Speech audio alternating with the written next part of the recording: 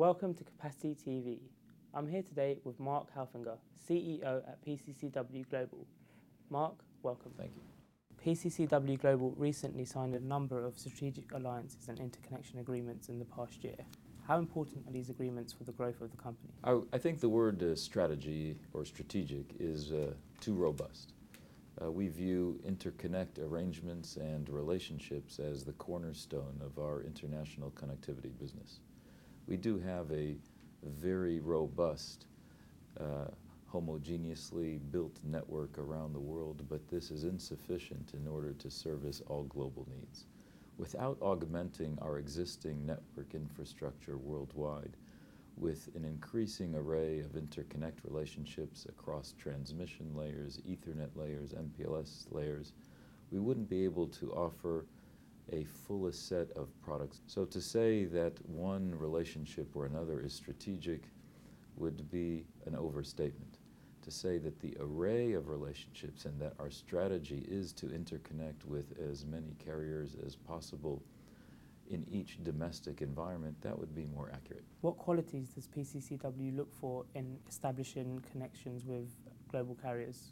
Well, we're a very humble player, I would say. The most important thing that we think about when we establish connections is how can we develop a ubiquitous service layer? How can we align our pre-sales teams, product teams, provisioning teams, operations teams to assure that we can provide a ubiquitous service level arrangement for end users, for our wholesale partners, and for their end relationships as well. In terms of the partnerships that you have struck, where do you see the biggest growth potential? We think that as an Asian player and the demand growth that is coming for the first time from Asia instead of to Asia, we see value certainly in the Middle East, in Africa, in Latin America, and as a result of our fairly sound infrastructure in the Northern Hemisphere, we have taken a view that it is sensible to build out those interconnect relationships as wisely as possible into various markets in the developing Middle East and in other parts of the Southern Hemisphere, particularly in Africa and in Latin America. You mentioned the Middle East, and your recent agreement with ITC is obviously tailored towards growth. How will this strengthen your position in the Middle Eastern market? Well, the relationship with ITC is not unique in terms of the types of arrangements we have with carriers in different parts of the world. We bring a certain amount of operational expertise to ITC, and they themselves bring the knowledge base in a market which perhaps may be perceived to others as complicated. And I think that the relationship is a natural one, and hopefully will yield some fruit that will be of benefit to the market in Iraq and perhaps to other countries in the immediate vicinity. Why has PCCW developed a focus on Mpls interconnection? Well, PCCW Global, which is a part of the HKT group, has always thought that the Mpls-based interconnect serves as a quality infrastructure because it can provide quality of service. Quality of service defined from endpoint to endpoint will ultimately guide, in our view, most applications, whether they even be over-the-top content delivery, and certainly one-to-one services, one-to-one communications, whether they be through voice, through video. QoS-based services without QoS in the network, delivered from one endpoint to another endpoint. Services such as high definition would not be feasible.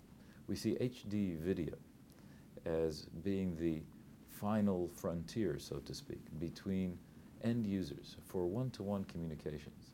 And we believe that by establishing an array of interconnected global HD networks with defined QoS over Mpls can, over time, perhaps even return some of the commercial value that we once had in the old TDM-based bilateral environments. In terms of the potential for growth of HD video and HD voice, how long do you think it will take to reach its full penetration? Well, I'm not a prophet. I can't tell you. I think that to some extent it is bandwidth dependent. And when I say bandwidth dependent, it depends how rapidly large bandwidth can be deployed to critical mass end users in different parts of the world. The more that bandwidth increases as we migrate from 1 meg to the home to 10 meg to the home, and as we have in Hong Kong, 1 gig to the home, those bandwidth applications will then drive the ease with which devices are being introduced into the market in order to ultimately deliver the types of advanced services that I'm thinking of, which would include HD video and HD voice in one-to-one environment. In terms of an infrastructure standpoint, do you think Asia has the potential to be the most developed in the world? I wouldn't look at it in a competition, so to speak, and I think that most developed is really always just a picture in time. If we look back in history, telecommunications networks have evolved globally since the 1800s in various forms and at various stages throughout the world. Eventually, each market catches up to the other. The issue only is the timeline in which it happens. And frankly, for the global economy to function well in this ICT world, I think we should all be encouraged to try and find ways to make sure that all markets can step by step evolve to platforms that are as common as possible so that common sets of services can be deployed globally. Marc, thanks for your time. It's my pleasure.